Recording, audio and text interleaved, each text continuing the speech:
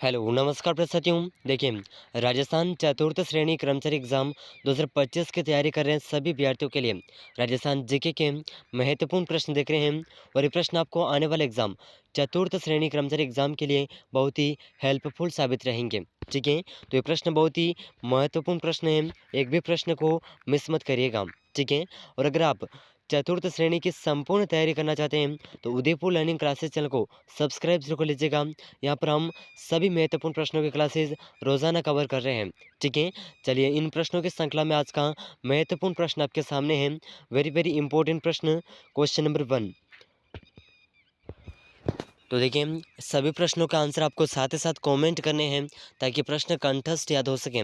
ठीक है, चतुर्थ श्रेणी एग्जाम की दृष्टि से बहुत ही वेरी वेरी इंपॉर्टेंट है। तो निम्न में से चौहानों की प्रारंभिक राजधानी कौन सी थी? तो देखिए, चौहान शासकों की प्रारंभिक राजधानी कौन सी थी? तो देखिए, इसका ऑप्शन 1 है अजमेर, ऑप्शन 2 है सांबर, ऑप्शन 3 है अहिछत्रपुर, ऑप्शन 4 है जालोर।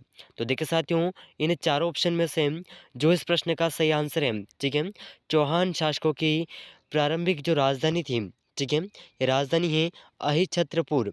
ठीक है, ऑप्शन सी बिल्कुल करेक्ट आंसर हो जाएगा। और देखें, अहिछत्रपुर कहाँ पर है? तो ये अपने नागौर जिले में है। कहाँ पर है? नागौर जिले में स्थित है। ठीक है, वेरी वेरी इंपॉर्टेंट प्रश्न है। और ये प्राचीन राजधानी थी तथा चौहान शासकों की दूसरी राजधानी कहाँ थी अगर पूछा जाए तो दूसरी राजधानी थी सांबर में। ठीक है, ऑप्शन ब। तो इस प्रश्न का ऑप्शन सी बिल्कुल करेक्ट आंसर हो जाएगा और वेरी वेरी इंपॉर्टेंट प्रश्न है। ठीक है साथियों, चलिए अगला प्रश्न, question number 2, very very important प्रश्न। तो देखिए, क्वेश्चन नंबर 2 आपके सामने है। सिरोही की चौहान शाखा का संस्थापक निम्न में से कौन था? तो देखिए, सिरोही के चौहान शाखा का संस्थापक कौन थे? तो देखिए, इसका ऑप्शन 1 है लुम्बा, ऑप्शन 2 है शिव सिंह, ऑप्शन 3 है सुल्तान देवड़ा, ऑप्शन 4 है जगमाल। तो देखिए साथियों, इन चार ऑप्शन में से सिरोही की चौहान शाखा का संस्थापक है लुम्बा। तो ऑप्शन 1 बिल्कुल करेक्ट आंसर हो जाएगा और वेरी वेरी इंपॉर्टेंट प्रश्न है। ठीक है, बहुत ही महत्वपूर्ण प्रश्न रहेगा। तो चतुर्थ श्रेणी की तैयारी करने वाले सभी अभ्यर्थियों के लिए वेरी वेरी इंपॉर्टेंट प्रश्न है। ठीक है साथियों, चलिए अगला प्रश्न, क्वेश्चन नंबर 3। चलिए तो देखिए साथियों, बहुत ही वेरी वेरी इंपॉर्टेंट प्रश्न है। ठीक है, 2011 की जनगणना के अनुसार राजस्थान में ग्रामीण महिला साक्षरता दर थी। तो देखिए, ग्रामीण महिला साक्षरता दर कितनी है? तो देखिए, इसका ऑप्शन 1 है 49.6%, ऑप्शन 2 है 52.1%, ऑप्शन 3 है 45.8%, ऑप्शन 4 है 41.3%। तो देखिए साथियों, इन चारों ऑप्शन में से इस प्रश्न का सही आंसर होगा 2011 की जनगणना के अनुसार राजस्थान में ग्रामीण महिला साक्षरता दर है 45.8%। ठीक है, ऑप्शन सी बिल्कुल करेक्ट आंसर हो जाएगा। ठीक है, ऑप्शन सी बिल्कुल सही आंसर हो जाएगा। ज़रूर याद रखिएगा, बहुत ही वेरी वेरी इंपॉर्टेंट प्रश्न है। ठीक है साथियों, चलिए अगला प्रश्न, क्वेश्चन नंबर 4, बहुत ही शानदार क्वेश्चन है। चलिए तो देखिए, ये प्रश्न हमने जो अब तक पूर्व की क्लासेस कवर की हैं उनमें से देखने को मिला है और वेरी वेरी इंपॉर्टेंट प्रश्न है, क्योंकि ऐसे बहुत से प्रश्न हैं जो आपको बार बार भी देखने को मिलेंगे ताकि ये प्रश्न कंठस्थ याद हो सकें। ठीक है, साथ ही साथ रिवीजन भी हो रहा है इनको प्रश्नों का। तो देखिए, पर्यटन को उद्योग का दर्जा देने वाला राजस्थान भारत का प्रथम राज्य है। राज्य में पर्यटन को उद्योग का दर्जा किस वर्ष दिया गया? तो देखिए, इसे उद्योग का दर्जा, पर्यटन को उद्योग का दर्जा कौन से वर्ष में दिया गया था? तो देखिए, इसका ऑप्शन 1 है जनवरी 1979, मार्च 1989, जनवरी 1991, मार्च 1979। तो देखिए साथियों, इन चार ऑप्शन में से इस प्रश्न का सही आंसर कौन सा था? हमने पूर्व में भी ये क्वेश्चन कवर किया है, तो इसका आंसर आप कमेंट करिएगा। और पर्यटन को उद्योग का दर्जा देने वाली जिस समिति की सिफारिश पर यह दर्जा दिया गया, तो वह समिति कौन सी थी? मोहम्मद यूनुस समिति। इसकी सिफारिश पर पर्यटन को उद्योग का दर्जा दिया गया था। ठीक है, तो ज़रूर याद रखिएगा, बहुत ही वेरी वेरी इंपॉर्टेंट प्रश्न है। तो इन सभी प्रश्नों में से आपके कितने प्रश्न सही होते हैं, आंसर कमेंट ज़रूर करिएगा। ठीक है, तो इस प्रश्न का आंसर कमेंट करिएगा कि कौन सा ऑप्शन सही है। ठीक है, चलिए अगला प्रश्न है क्वेश्चन नंबर 5। तो देखिए साथियों, क्वेश्चन नंबर 5 आपके सामने है। स्वर्ण आभूषणों में कीमती पत्थर जड़ने की कला क्या कहलाती है? तो स्वर्ण आभूषणों में कीमती पत्थर जड़ने की कला को क्या कहते हैं? तो इसका ऑप्शन 1 है कुंदन, मीनाकारी, थेवा कला, तारकशी। तो देखिए साथियों, इन चारों ऑप्शन में से जो इस प्रश्न का सही आंसर है कि स्वर्ण आभूषणों में कीमती पत्थर जोड़ने की कला को कुंदन कहा जाता है। ठीक है, ऑप्शन 1 बिल्कुल सही आंसर हो जाएगा। और देखिए, ये कुंदन और मीनाकारी जो कला है, ये अपने जयपुर की प्रसिद्ध है। कहाँ की प्रसिद्ध है? जयपुर की। ठीक है, ज़रूर याद रखिएगा। और थेवा कला जो है, ठीक है, अगर पूछा जाए कि थेवा कला कहाँ की प्रसिद्ध है, तो ये अपने प्रतापगढ़ की प्रसिद्ध है। कहाँ की? प्रतापगढ़ की। ठीक है साथियों, वेरी वेरी इंपॉर्टेंट प्रश्न है प्रतापगढ़। और तारकशी कला, ये अपनी नाथद्वारा राजसमंद की प्रसिद्ध है। ठीक है, तो इस प्रकार वेरी वेरी इंपॉर्टेंट प्रश्न है। तो सभी प्रश्न बहुत ही महत्वपूर्ण है, एक भी प्रश्न को मिस मत करिएगा। ठीक है साथियों, तो इसका जो ऑप्शन 1 है, ये बिल्कुल सही आंसर हो जाएगा। चलिए अगला प्रश्न, क्वेश्चन नंबर 6। तो देखिए, उप सरपंच का निर्वाचन कैसे होता है? तो देखिए साथियों, उप सरपंच का निर्वाचन किस प्रकार होता है? तो इसका ऑप्शन 1 है प्रत्यक्ष यानी जनता द्वारा, निर्वाचित सरपंच एवं पंचों द्वारा चयन, जिला परिषद द्वारा मनोनयन, पंचायत समितियों द्वारा मनोनीत।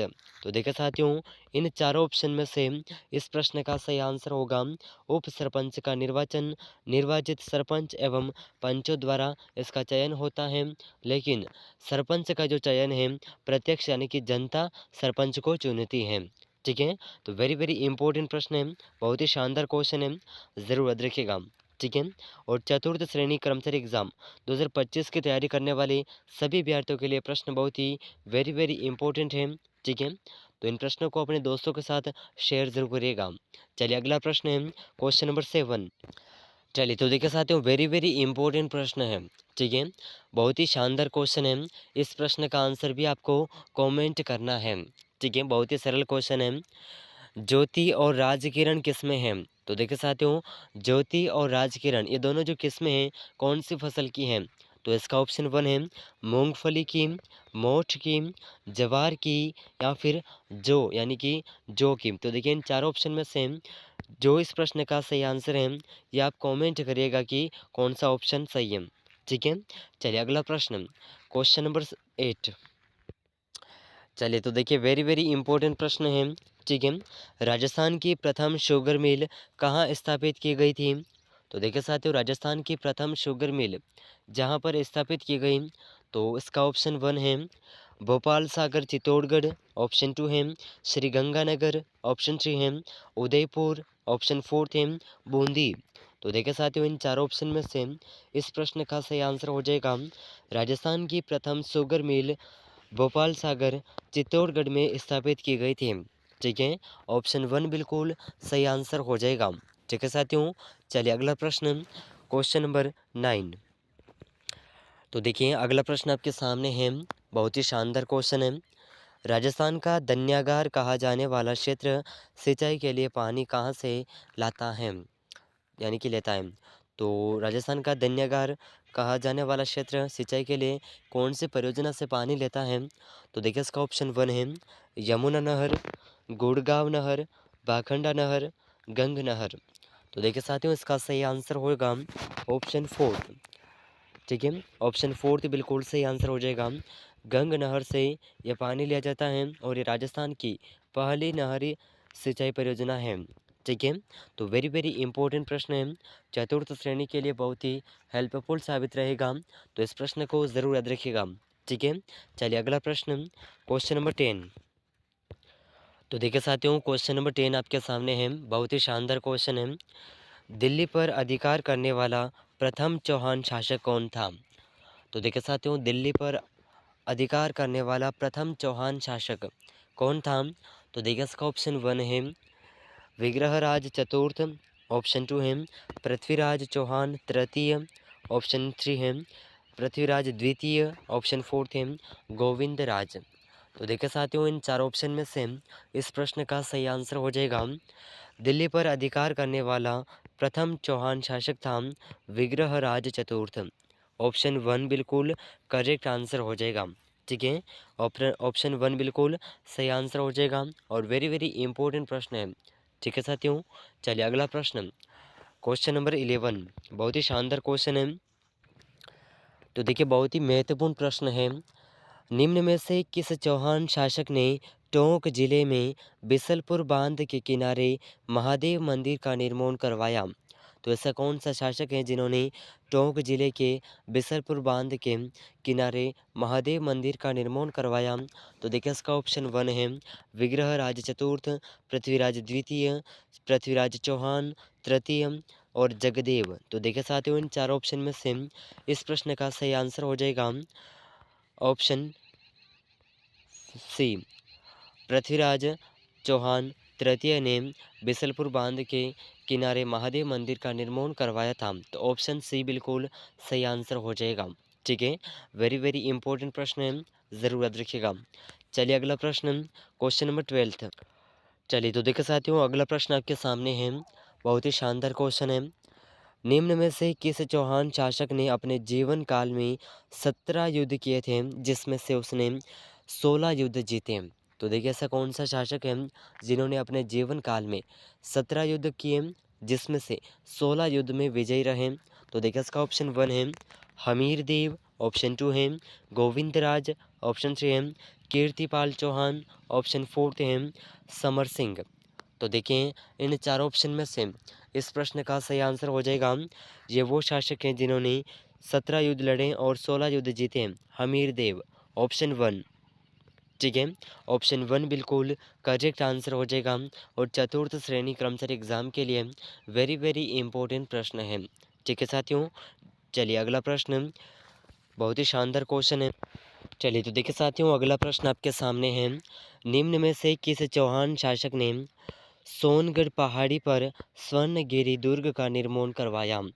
तो देखिए ऐसा कौन से शासक है जिन्होंने सोनगढ़ पहाड़ी पर स्वर्णगिरी दुर्ग का निर्माण करवाया था? तो देखिए इसका ऑप्शन 1 है परमार शासक, विग्रहराज चतुर्थ, नागभट्ट द्वितीय, कीर्तिपाल चौहान। तो इसका सही आंसर होगा ऑप्शन 1। कौन सा? ऑप्शन 1 बिल्कुल सही आंसर हो जाएगा।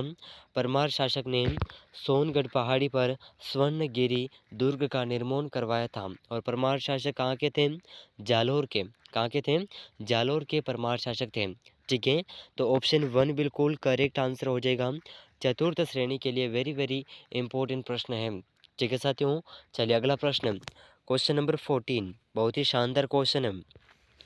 तो चलिए साथियों अगला प्रश्न आपके सामने है, क्वेश्चन नंबर 14। निम्न में से किस चौहान शासक का काल चौहानों के साम्राज्य का निर्माणकारी काल कहलाता है? तो ऐसा कौन सा शासक है जिसने चौहानों के साम्राज्य का निर्माणकारी यानी कि चौहान साम्राज्य का निर्माण वाला काल कहलाता है? तो देखिए इसका ऑप्शन 1 है पृथ्वीराज तृतीय, अजयराज, वासुदेव चौहान, अर्नोराज। तो देखिए इन चारों ऑप्शन में से इस प्रश्न का सही आंसर हो जाएगा वह शासक जिसके काल उसका शासनकाल को चौहानों का निर्माणकारी से काल कहा जाता है। चौहान शासकों का जो साम्राज्य है चौहान साम्राज्य निर्माणकाली काल कहा जाता है। तो ये है अजय राज। ठीक है, ऑप्शन 1 सॉरी ऑप्शन 2, ऑप्शन 2 बिल्कुल करेक्ट आंसर हो जाएगा। बहुत ही शानदार क्वेश्चन है। ठीक है, चलिए अगला प्रश्न है, क्वेश्चन नंबर 15। चलिए तो देखिए साथियों अगला प्रश्न आपके सामने है, बहुत ही वेरी वेरी इंपॉर्टेंट प्रश्न और बहुत ही शानदार क्वेश्चन है, इसे ज़रूर याद रखिएगा। ठीक है, तो प्रश्न इस प्रकार है, निम्न में से किस मंदिर में 23वें जैन तीर्थकर भगवान पार्श्वनाथ की प्रतिमा स्थापित है? तो ऐसा कौन सा मंदिर है जहाँ पर 23वें जैन तीर्थकर भगवान पार्श्वनाथ की प्रतिमा स्थापित है? तो इसका ऑप्शन 1 है मधुराधीश मंदिर और नाकोड़ा मंदिर, सुधा माता मंदिर, केला देवी मंदिर। तो देखिए इन चार ऑप्शन में से इस प्रश्न का सही आंसर हो जाएगा 23वें जैन तीर्थकर भगवान पार्श्वनाथ की प्रतिमा जहाँ पर स्थापित है। तो ये मंदिर है नाकोड़ा मंदिर, बालोतरा, बाड़मेर। ठीक है, तो ऑप्शन टू बिल्कुल करेक्ट आंसर हो जाएगा। तो वेरी वेरी इंपॉर्टेंट प्रश्न है, ज़रूर याद रखिएगा। तो देखिए साथियों इस क्लास के अंदर हमने 15 महत्वपूर्ण प्रश्नों को कवर किया है और इन सभी प्रश्नों में से आपके कितने प्रश्न सही हुए हैं कमेंट करके ज़रूर बताइएगा। और अगर आप चतुर्थ श्रेणी की संपूर्ण तैयारी करना चाहते हैं तो इस चैनल को सब्सक्राइब ज़रूर कर लीजिएगा। इस चैनल पर हम रोज़ाना महत्वपूर्ण प्रश्नों की क्लासेस कवर कर रहे हैं जो कि चतुर्थ श्रेणी के लिए बहुत ही हेल्पफुल साबित रहेंगे। ठीक है, तो इन सभी प्रश्नों में से आपके कितने क्वेश्चन सही हुए हैं आंसर कमेंट ज़रूर करिएगा और इस क्लास को अपने दोस्तों के साथ शेयर ज़रूर करिएगा। मिलते हैं अगले महत्वपूर्ण प्रश्नों के साथ में, तब तक के लिए जय हिंद जय भारत।